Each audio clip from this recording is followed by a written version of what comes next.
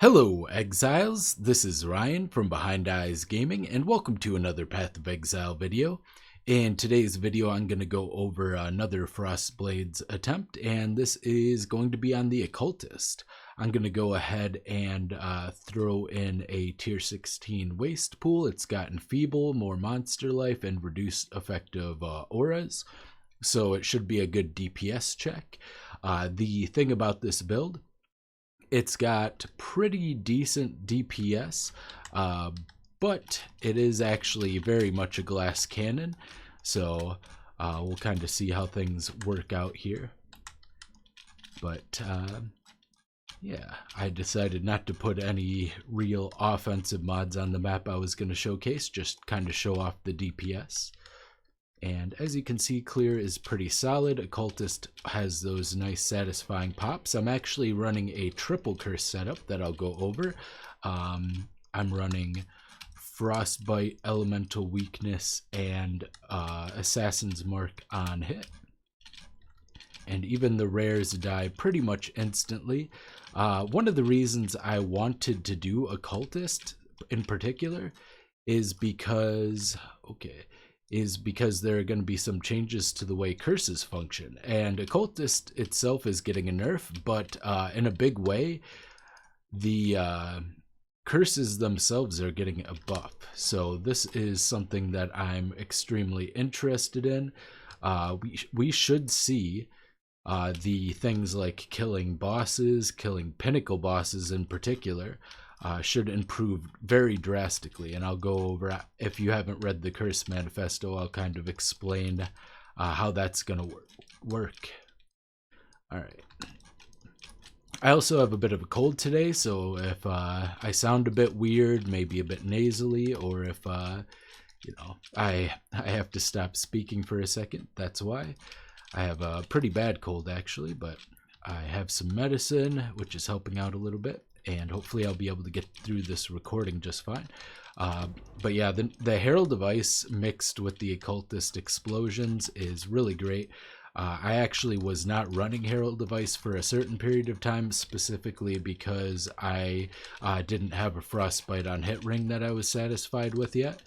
And so I was running Blasphemy Frostbite, but that is no longer the case. I now have an adequate Frostbite on hit ring. So alright, that's pretty much the whole map. Got a few monsters left over, but yeah, clear speed's alright. Single target leaves a bit to be desired, but that's going to be improved very drastically. I would say about 50% more damage single target. And once again, that was with Enfeeble, reduced aura effect, and increased monster life. Actually, I also have a bunch of map mod effect as well. So it was 52 monster life and 73% reduced aura effect. So I have lost a considerable amount of DPS as compared to normal. Looks like close to 40% DPS, which is fairly significant. All right, but regardless, first I'll go over the gear. I am using a lot of the gear that was on my original Frostblades Trickster, so it's going to be a lot stronger gear overall than I had on the Champion, for instance. But I had to go on Trade League because I may as well spoil it, I wanted to run the Admiral. The Admiral is very interesting because it makes it so elemental damage you deal with hits is resisted by the lowest elemental resistance instead. Because we do 130% of our cold damage as fire through Heatshiver, I wanted to also penetrate just as much fire resistance as cold resistance. So not only do we have the -20 cold resist to nearby enemies, but we also have the dual curse setup, an elemental weakness on hit on our gloves. It doesn't have to be a southbound, I just happen to have a southbound with the elemental weakness on hit, and then also Frostbite on hit. So that is going to also lower enemy resistance significantly. And we also have cold. This is something I've run on all of my builds, but obviously I wasn't able to take advantage of the fire portion, but we also have a cold exposure of 18% through Hydrosphere. So very significant there. So yeah, just as far as the gear, obviously this claw is extremely good. You're probably not going to run into anything as good as this anytime early into the league, at least. 15% pen, max crafted multi, essence crafted cold red or cold damage, and max attack speed and max, just one short of max crit chance. So yeah, this is way better than what you would probably have. But and also I have the Frostblades Enchanted Heatshiver. I'm running Whispers of Doom on my Yoke of Suffering. This is pretty expensive. There are some budget things you can do to get an additional curse though. Specifically, there's a very cheap and very common ring. I think it is, I don't even know if I have one. I might have filtered it out, but it's Dwaydra's. I have a replica of it. Yeah, okay. Apparently I don't have a regular one, but yeah, it's Dwaydra's Damning, which allows you to apply one additional curse. The replica allows you to apply one fewer curse for some reason. So you can run that instead of Whispers of Doom, or you could just run 2 curses. Because before you get the Admiral, this build wouldn't even really benefit that much from Frostbite. You're better off just getting gloves with elemental weakness. So there's also going to be a new ring that gives you your max curses are equal to your max power charges, but it's probably going to be pretty rare, I would imagine, because that's a very powerful effect. Continuing through the gear, I have this extremely good opal ring. This is my Frostbite on hit ring. It doesn't have life except for the implicit, but it does have, I needed the lightning resist, and really just the craft for minus mana cost. Shield, I've used this shield in the past. It's just life, spell suppression, and socketed gems have reservation efficiency, and I have my Grace, Hatred, and Herald of Ice. Got Anomalous Hatred, by the way, so that is nice as well. These boots I'm running, I put some action speed on them and some elusive effect. I needed the spell suppression. I had to go above and beyond to get the spell suppression. They also have high chaos res and crafted life, so overall really good boots. This really good abyssal belt with a ton of life, a ton of strength, a ton of chaos resist, a good amount of a real ton of chaos resist because I have fire and chaos hybrid as well, and then the elemental damage with attacks. Really nice.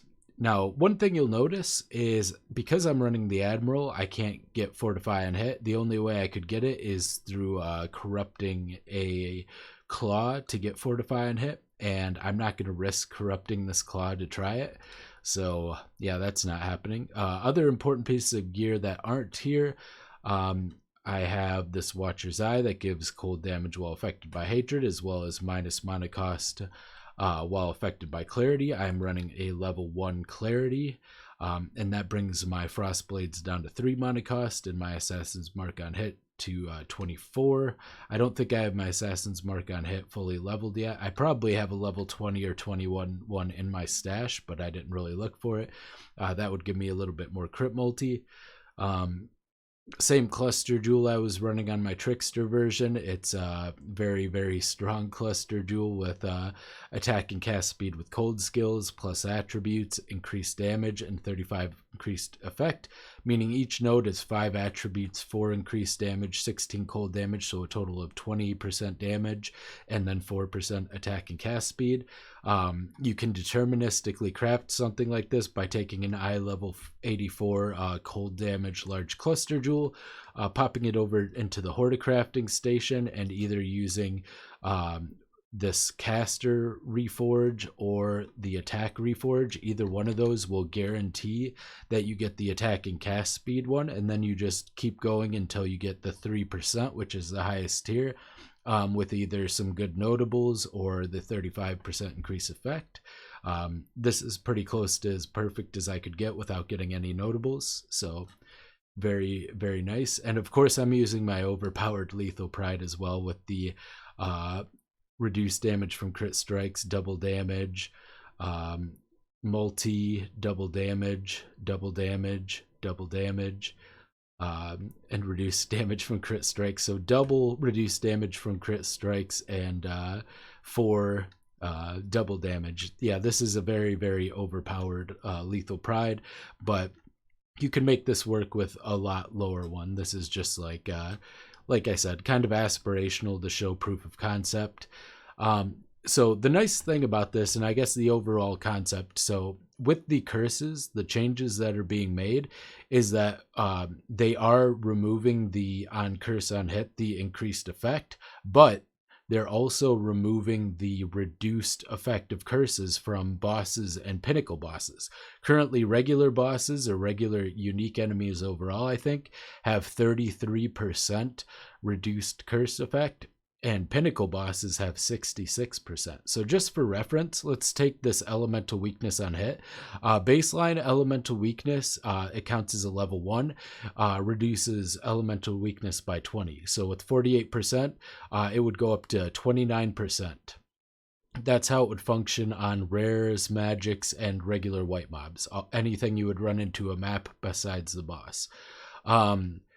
So currently, yeah, that would lower by 29%. Now, if we take this up against a pinnacle boss, it has 66% reduced. And everything when it comes to what the player inflicts is rounded down.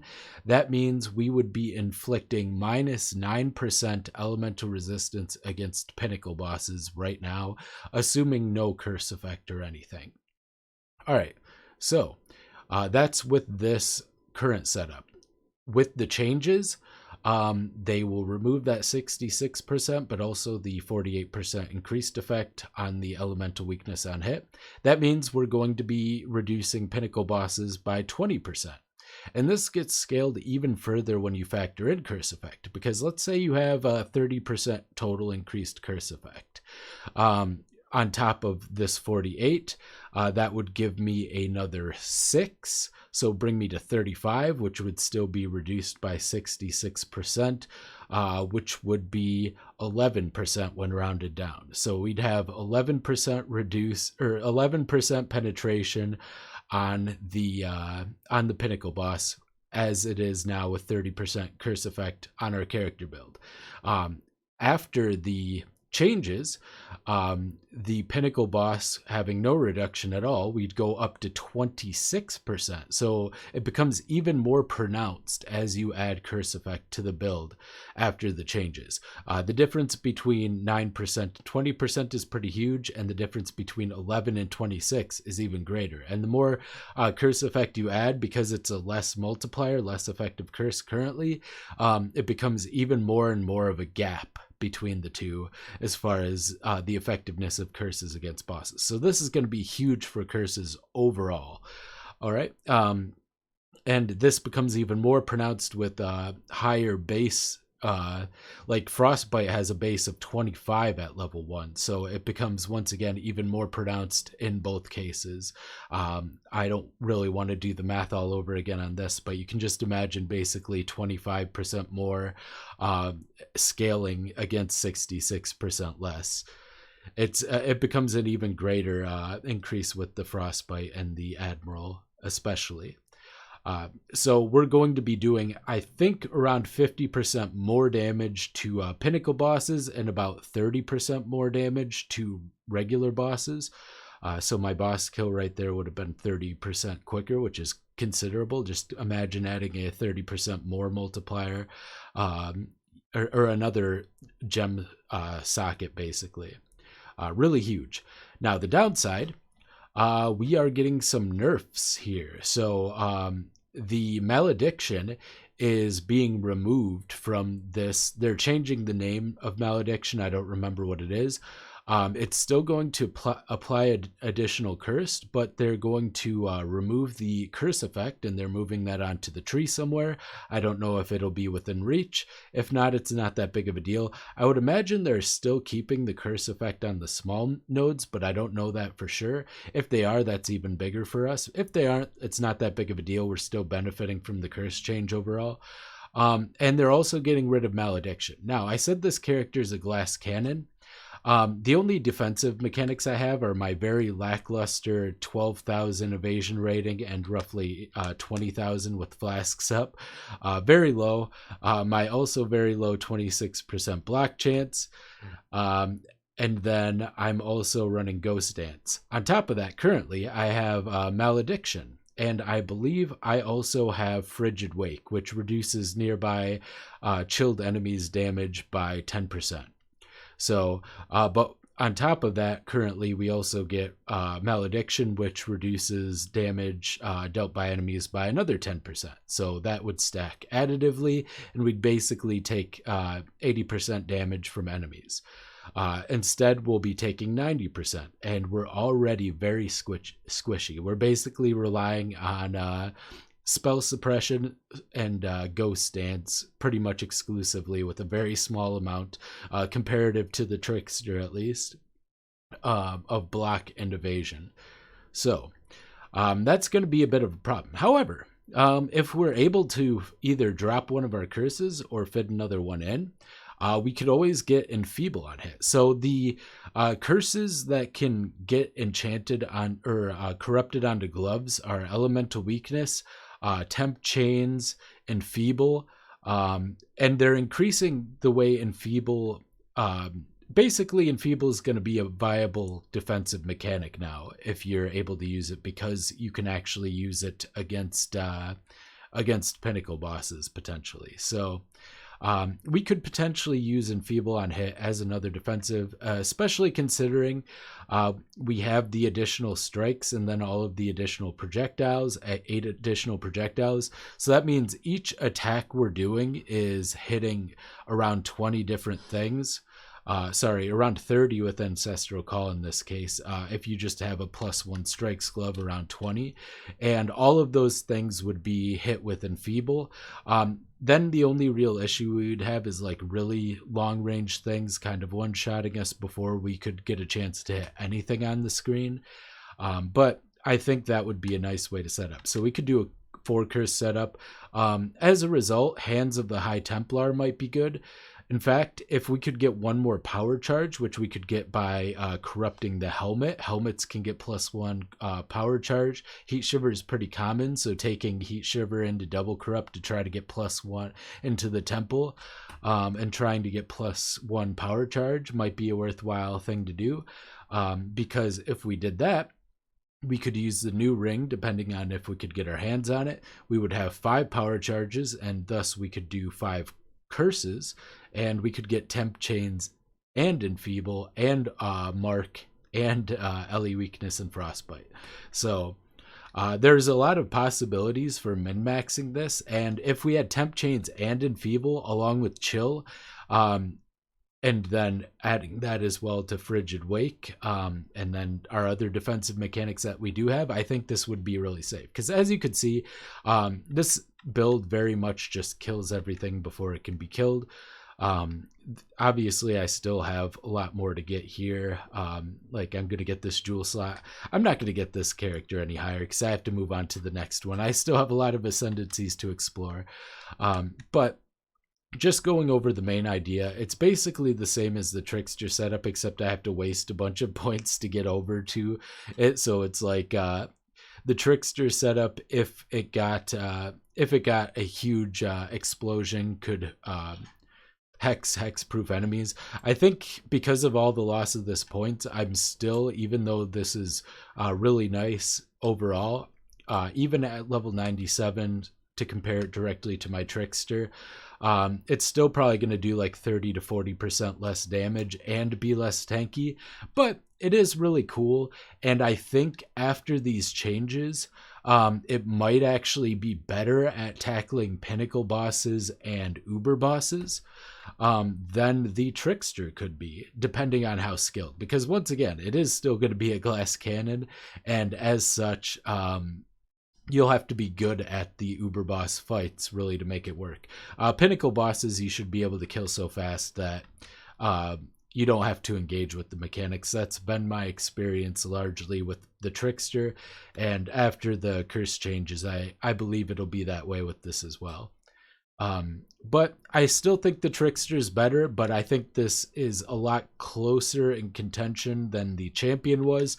Champion just couldn't reach the damage threshold to without insane gear to be able to take pinnacle bosses on very well. You know, it probably could have if I had, for instance, this Timeless Jewel and this Claw, if we're being honest. I couldn't fit the cluster jewels in anyway, so I guess those would be the only two major changes to DPS. But if I took the POB from the Champion and just literally put in this cluster jewel and this claw, probably could take pinnacles, but just barely. But it would be a lot tankier. But overall, yes, this can Frostblades. It's got some cool things about it and can potentially be even cooler after the patch. So that's pretty much everything that I have to cover, I think. I don't think I missed anything. I'm literally using the exact same flasks I was using on my Trickster as well. So yeah, POB in the description below. I'm going to take a break tomorrow because I have a cold and my eyes hurt from playing. I played this character almost 17 hours in the last 48 hours. So I basically have been playing this character like a full-time job. So yeah, I just need a little break before I move on to the next one. I'm thinking the next one's going to be a character that I already have built, so I can do it in one day, so I can get them out faster. So it's either going to be Pathfinder or a Slayer, I would say. So if you have a preference between the two and you've gotten this far in the video, let me know if you'd prefer Pathfinder or Slayer next. This has been Ryan from Behind Eyes Gaming, and I will see you next time. Bye.